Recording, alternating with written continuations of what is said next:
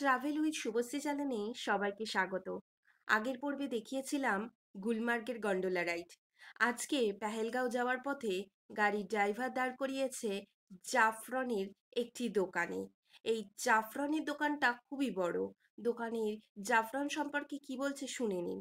हमारे दो चीज सबसे मेन होते हैं। एक होता है यहाँ का केसर, जिसको बोलते हैं रेड गोल्ड ऑफ कश्मीर, ठीक है। और एक होता है यहाँ का शिलाजी, जिसको बोलते हैं डायमंड ऑफ कश्मीर। ये दो चीजें यहाँ के मेन होते हैं और इन दो चीजों के लिए आपको समझना बहुत जरूरी होता है, क्योंकि अगर आपको पता है कि हमारे भारत में जो केसर की खेती होती है, it is grown only Kashmir, ये कश्मीर में उगता है। लेकिन ये बात आपको पता नहीं होगा कि ये ऑल ओवर कश्मीर में नहीं होता है। ये निकलता है खाली पंपारा में, यानी कि 4 किलोमीटर का रेंज है जहाँ पर केसर होता है, बस पूरे कश्मीर में, ठीक है। पूरे कश्मीर में जो केसर की खेती होती है ये होती है खाली 4 किलोमीटर के रेंज में। तो इन 4 किलोमीटर में उतना केसर नहीं निकलता है कि हम यहाँ से एक्सपोर्ट करें। 4 किलोमीटर में कितना होता है, इसीलिए लोग क्या कर रहे हैं, लोग डुप्लीकेट केसर बेच रहे हैं। कुछ लोग घास के ऊपर रेड कलर चढ़ाते हैं, फिर आपको खुद पता चलेगा कि ओरिजिनल केसर कैसा होता है और डुप्लीकेट केसर कैसा होता है। तो आपके साथ बताऊंगा। पहली जो पहचान केसर की आप करोगे वो इसकी स्मेल से होती है, क्योंकि इसकी स्मेल जो होती है एरोमेटिक, इसमें एरोमा होता है। জাফরানের দোকানে জাফরান কিনে এবার গাড়ির ড্রাইভার দাঁড় করিয়েছে একটি ব্যাট ফ্যাক্টরিতে। এই ব্যাট ফ্যাক্টরি এখানে প্রচুর রয়েছে। আর এই যে দেখুন কত কাঠ পড়ে রয়েছে, এইগুলো দিয়েই ব্যাট তৈরি হয়েছে। এই কাঠগুলোর নাম হচ্ছে উইলো কাঠ। এই উইলো গাছ আছে ডাল লেকের পাশেই। আর এই উইলো কাঠের দিয়ে যে ব্যাট তৈরি হয় সেই কাঠ কিন্তু খুব মজবুত। দেখুন কিভাবে ব্যাট তৈরি হচ্ছে। আপনারা কিন্তু এই ব্যাট কিনে নিয়েও যেতে পারবেন, আবার অর্ডার দিয়ে গেলে পৌঁছে যাবে যে কোনো রাজ্যে। কত ব্যাট তৈরি করে রেখেছে দেখুন। এই দেখুন এখানে ব্যাটটা ঘষার কাজ চলছে, খুবই সুন্দর। এখানে যেরকম খেলার ব্যাট আছে তেমনি ঘরে সাজিয়ে রাখবারও ব্যাট আছে। এই দেখুন ঘষে ঘষে এখানে আবার লেবেল লাগাচ্ছে ব্যাটে। যাদের খেলাধুলার প্রতি ইন্টারেস্টিং আছে তাদের অবশ্যই ব্যাট কোম্পানি ভাল লাগবে। হ্যাঁ, আমরাও অবশ্য ঘুরে নিয়েছিলাম কিন্তু দাম জিজ্ঞাসা করা হয়নি। ব্যাট কোম্পানি থেকে বেরিয়ে এবার আমরা চলেছি এমার্জেন্সি রানওয়ের ওপর দিয়ে। এটা কিন্তু এমার্জেন্সি রানওয়ে, যখন তখন এমার্জেন্সি কারণে প্লেন কিন্তু এখানেই হচ্ছে ল্যান্ড করে। কি সুন্দর না, কত দারুণ অভিজ্ঞতা। ও হ্যাঁ, জাফরান আমরা কিনেছিলাম ছোট্ট 1 গ্রামের একটা প্যাকেট দিয়েছে, মানে কৌটো। সেটার দাম নিল 275 টাকা। এই ব্যাট কোম্পানি বা জাফরান কোম্পানি সবার সাথেই গাড়ির ড্রাইভারের কমিশন থাকে। আপনারা যদি পারেন তো পাশের দোকান থেকেও কিনতে পারেন, অথবা হচ্ছে আপনার যদি মনে হয় আপনি সেই দোকান থেকে কিনবেন, সেই দোকান থেকেও কিনতে পারেন। আর আমরা চলেছি পেহেলগাঁওয়ের পথে। পেহেলগাঁওতে থাকবো 2 দিন। শ্রীনগরকে টাটা বাই বাই করে পেহেলগাঁওয়ের পথে রওনা। পেহেলগাঁওতে শুনেছি প্রচণ্ড ঠান্ডা। এই দেখুন এবার চলে এসেছি আপেল বাগানে। না, এখন কিন্তু আপেলের সময় নয়, কিন্তু মন ভরে গেল আপেলের ফুল দেখে। আর যে লাল লালগুলো জিনিসগুলো ঝোলানো রয়েছে ওগুলো কিন্তু আপেল নয়, ওগুলো এমনি শোলার আপেল, এমনি ঝুলিয়ে রেখেছে ওখানে। হ্যাঁ, এই যে আপেল গাছের ফুলগুলো, এগুলো অনেকটা অ্যাপ্রিকট গাছের ফুলের মতো। না না, ভাববেন না লাদাখে আমি যাইনি, ওই যে ভিডিওতেই দেখা অ্যাপ্রিকট উৎসব নাকি লাদাখে খুব বিখ্যাত। আর এই ফুলগুলোকে দেখে মনে হচ্ছিল, প্রথমেই ভেবেছিলাম অ্যাপ্রিকট ফুল, কিন্তু ভুল ভাঙলো। বলা হলো এটাই হচ্ছে আপেল গাছের ফুল, যে আপেল আমরা খাই। হ্যাঁ, যে আপেল বিখ্যাত কাশ্মীরে। আপেল গাছের এইগুলো কিন্তু সব আপেল গাছ। পুরো পেহেলগাঁও যাওয়ার পথে দুধারেই পড়বে আপেল গাছ। আপেল গাছের জুসও ওখানে খেতে পারবেন। সেই আপেলের জুস প্রধানত হচ্ছে গ্রিন অ্যাপেলের।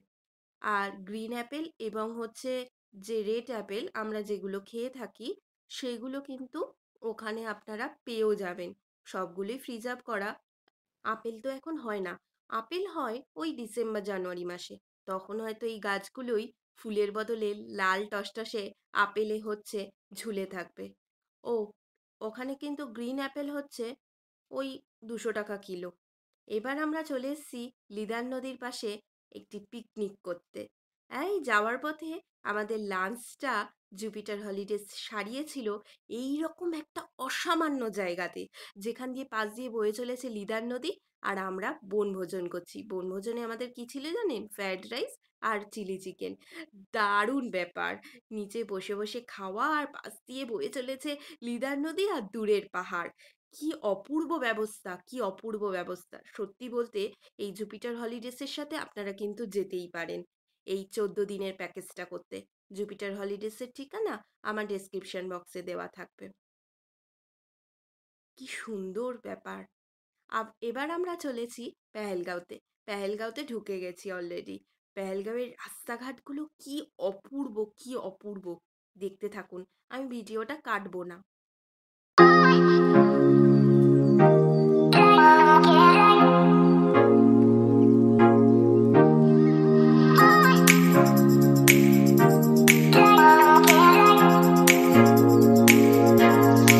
পেহেলগাঁওয়ে কিন্তু দুটো নদী আছে, একটা লিদার নদী আর একটা শেষনাগ নদী।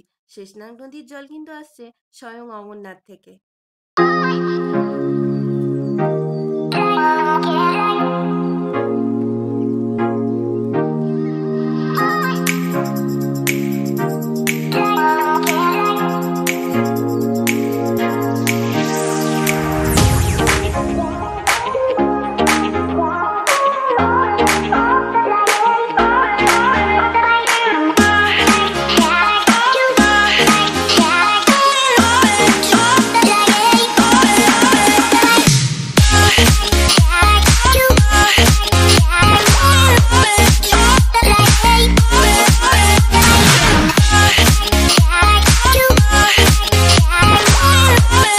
ঢুকে গেছি মেন শহরে।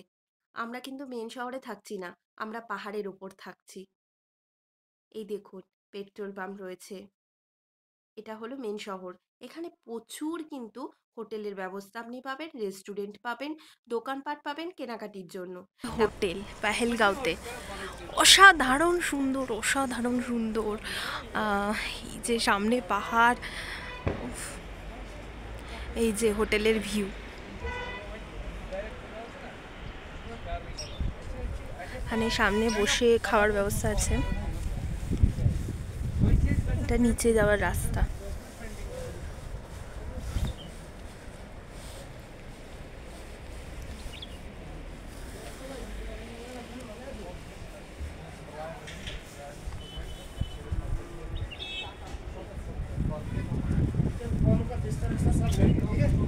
হোটেলে উঠেছি, সে হোটেলটা এরকম হোটেল কোহিনূর।